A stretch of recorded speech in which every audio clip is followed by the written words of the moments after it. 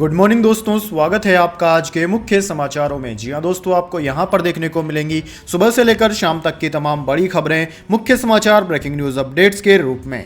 तो दोस्तों, आप सभी लोगों से रिक्वेस्ट है इस वीडियो को ज्यादा से ज्यादा लाइक और शेयर करें। तो चलिए दोस्तों, जान लेते हैं आज की पहली बड़ी खबर। बीबीसी पर लगातार दूसरे दिन आईटी का सर्वे जारी, स्टाफ से कहा हर सवाल का जवाब ईमानदारी से दें, अमेरिका का कुछ भी कहने से इनकार। जी हां दोस्तों, बीबीसी के दिल्ली और मुंबई ऑफिस पर आयकर विभाग की टीम का सर्वे दूसरे दिन भी जारी है। सूत्रों के मुताबिक आईटी अधिकारी 2012 से अब तक के अकाउंट्स की डिटेल पता कर रहे हैं। आईटी अधिकारियों ने फाइनेंस डिपार्टमेंट के स्टाफ के मोबाइल, लैपटॉप, डेस्कटॉप जब्त कर लिए हैं। सर्वे के दौरान आईटी के अधिकारियों और बीबीसी इंडिया के संपादकों के बीच बहस भी हुई। उधर बीबीसी ने अपने स्टाफ को मेल कर सहयोग करने को कहा है। इसमें कहा गया है कि वे हर सवाल का जवाब ईमानदारी से दें। आयकर विभाग के अधिकारियों ने बीबीसी पर इंटरनेशनल टैक्स में गड़बड़ी का आरोप लगाया है। कई घंटों से अफसर लैपटॉप डॉक्यूमेंट्स की छानबीन कर रहे हैं। बीबीसी के द्वारा स्टाफ को मेल में कहा गया है कि कोई भी जानकारी डिलीट ना करें, ना ही छिपाए। सूत्रों के मुताबिक बीबीसी मैनेजमेंट ने बुधवार सुबह कर्मचारियों को मेल किया है। इसमें स्टाफ से हर सवाल का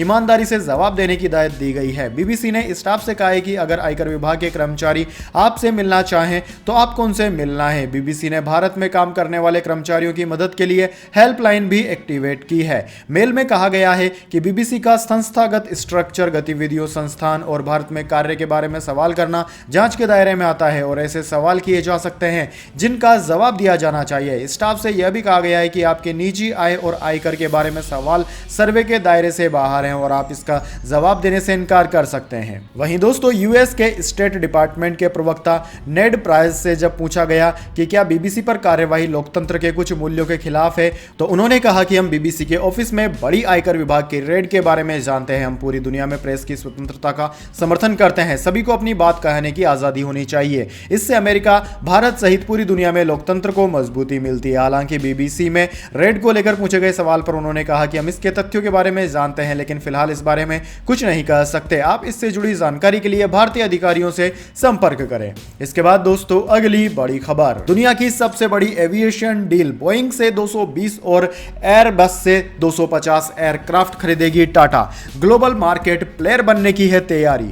जी हां दोस्तों, टाटा ग्रुप की एयरलाइन एयर इंडिया ने 470 एयरक्राफ्ट्स की दुनिया की सबसे बड़ी एविएशन डील साइन की है। इस डील में एयर इंडिया को फ्रांस की कंपनी एयरबस से 250 एयरक्राफ्ट और अमेरिकी कंपनी बोइंग से 220 एयरक्राफ्ट मिलेंगे। इससे पहले दुनिया की सबसे बड़ी एविएशन डील का रिकॉर्ड अमेरिकन एयरलाइंस के नाम था, जिसने 2011 में एयरबस और बोइंग को 460 एयरक्राफ्ट का ऑर्डर दिया था। दोस्तों, एयर इंडिया के टोटल ऑर्डर में से 31 एयरक्राफ्ट साल के आखिर तक सर्विस में शामिल हो जाएंगे। बाकी विमान 2025 मिड तक आएंगे। एयर इंडिया ने ऑर्डर प्राइस की घोषणा नहीं की है। हालांकि कुछ न्यूज रिपोर्टों में लिस्ट प्राइस पर डील की टोटल वैल्यू $70 बिलियन यानी कि करीब 5.79 लाख करोड़ रुपए बताई जा रही है। इनमें बोइंग के साथ हुई डील की वैल्यू $34 बिलियन यानी करीब 2.81 लाख करोड़ रुपए बताई गई है। इसके बाद दोस्तों, अगली बड़ी खबर। आजम खान के बाद बेटे अब्दुल्ला की भी गई विदायगी। 2 चुनाव लड़े, दोनों बार कोर्ट ने छीनी सदस्यता। जी हां दोस्तों, उत्तर प्रदेश के रामपुर जिले की स्वार सीट से समाजवादी पार्टी के विधायक अब्दुल्ला आजम को बुधवार को राज्य विधानसभा की सदस्यता से अयोग्य घोषित कर दिया गया। इसके साथ ही उनकी सीट भी रिक्त हो गई है। अब्दुल्ला सपा के वरिष्ठ नेता आजम खान के बेटे हैं और ऐसा दूसरी बार है जब अब्दुल्ला को अयोग्य घोषित किया गया है। विधानसभा के एक वरिष्ठ अधिकारी ने बताया कि अब्दुल्ला आजम को 15 साल पुराने एक मामले में मुरादाबाद की अदालत द्वारा 2 साल की सजा सुनाए जाने के बाद विधानसभा की सदस्यता के अयोग्य घोषित कर दिया गया। उनकी सीट गत 13 फरवरी से रिक्त मानी जाएगी। दोस्तों, लोक प्रतिनिधित्व अधिनियम के तहत अगर किसी जनप्रतिनिधि को 2 साल या उससे ज्यादा की सजा सुनाई जाती है तो उसे तत्काल विधानसभा की सदस्यता से अयोग्य मान लिया जाता है और सजा काटने के बाद वह 6 और सालों तक चुनाव नहीं लड़ सकता। इसके बाद दोस्तों, अगली बड़ी खबर। वर्ल्ड क्रिकेट में भारत की 6 घंटे की बादशाहत। आईसीसी की गलती से तीनों फॉर्मेट में नंबर 1 बना था भारत, अब ऑस्ट्रेलिया टेस्ट में टॉप पर। जी हां दोस्तों, इंटरनेशनल क्रिकेट काउंसिल यानी कि आईसीसी की गलती से भारत टेस्ट में एक बार फिर नंबर 1 बन गया था। दरअसल बुधवार को आईसीसी ने अपनी वेबसाइट पर भारत को टेस्ट में बेस्ट दिखा दिया था। 6 घंटे बाद आईसीसी ने फिर नई रैंकिंग जारी की। इसमें भारत फिर से दूसरे और ऑस्ट्रेलिया पहले नंबर पर आ गया। यह गलती कैसे हुई, क्यों हुई, इसके बारे में आईसीसी ने कोई सफाई नहीं दी है।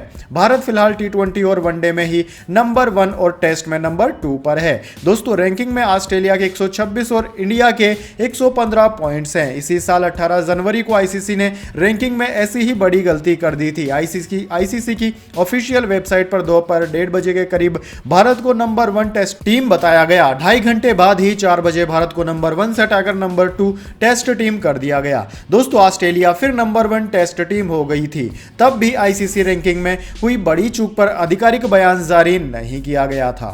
इसके बाद दोस्तों अगली बड़ी खबर, कोहिनूर जुड़ा ताज नहीं पहनेगी ब्रिटेन की नई रानी, भारत से रिश्ते बिगड़ने का डर, क्वीन के लिए 100 साल पुराना दूसरा क्राउन रिपेयर हो रहा।